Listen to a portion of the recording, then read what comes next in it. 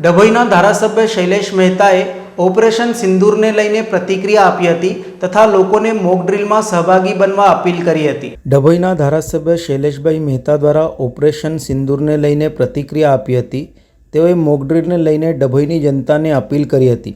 સાંજના 7:30 થી 8 વાગ્યા સુધી ઘરનો પ્રકાશ બંધ કરી મોક ડ્રીલમાં ભાગ લેવા અપીલ કરી હતી। ડભોઈના ધારાસભ્ય શૈલેષભાઈ મહેતાએ મોક ડ્રીલમાં સહભાગી થવા જનતાને અપીલ કરવામાં આવી હતી। ડભોઈ નગર અને તાલુકામાં 7:30 થી 8 વાગ્યા સુધી પ્રકાશ બંધ રાખવા તેઓએ અનુરોધ કર્યો હતો।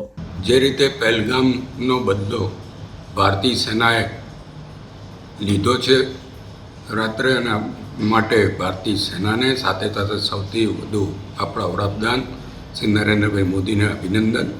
સાથે જ આજે જે મોક ડ્રીલનો કાર્યક્રમ સાંજે 7:30 થી 8 દરમિયાન રાખવામાં આવ્યો છે, હું ડભોઈ નગર, ડભોઈ તાલુકા અને ડભોઈ વિધાનસભાના નાગરિકોને વિનંતી કરું છું કે આપણે સૌ આમાં સહકાર આપીએ। 7:30 થી 8 દરમિયાન આપણા ઘરની લાઇટો ચાલુ હોય તો એનો પ્રકાશ બહાર ના જાય એની વ્યવસ્થાઓ ગોઠવીએ। જાડા પડદા કે બ્લેક પડદા રાખીને સહેજ પણ પ્રકાશ બહાર ના જાય એની કાળજી રાખીએ। આપણે કોઈ વાહન પર હોય તો એની હેડલાઇટ બંધ કરીને સાઈડ પર ઊભા રહી જઈએ। સરકાર તરફથી જે સૂચનાઓ આપવામાં આવે એનું પાલન કરીએ અને સંપૂર્ણ સહકાર આપીએ। આ જરૂરિયાત અત્યારની છે।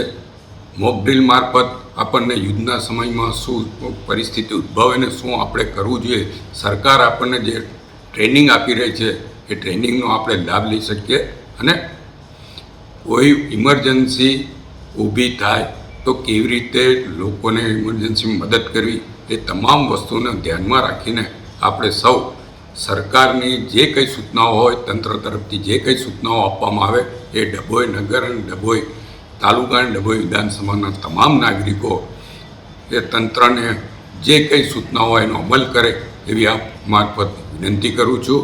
અને સાંજે 7:30 થી 8 દરમિયાન મોક ડ્રીલ દરમિયાન સંપૂર્ણ સહકાર આપીએ। સરકાર આપણા માટે જ વિચારી રહી છે ત્યારે આપણે સરકારને સહાય આપીએ, એમની જોડે મદદરૂપ થવું એ આપણા સૌની ફરજ છે। એ ફરજ આપણે સૌ નિભાવીએ અને આપણા દેશ પ્રત્યે પ્રતિબદ્ધ બને એ જ અભ્યર્થના ફરીવાર આપ સૌ વહીવટીતંત્રને સાથ સહકાર આપો એ આપ સૌને વિનંતી।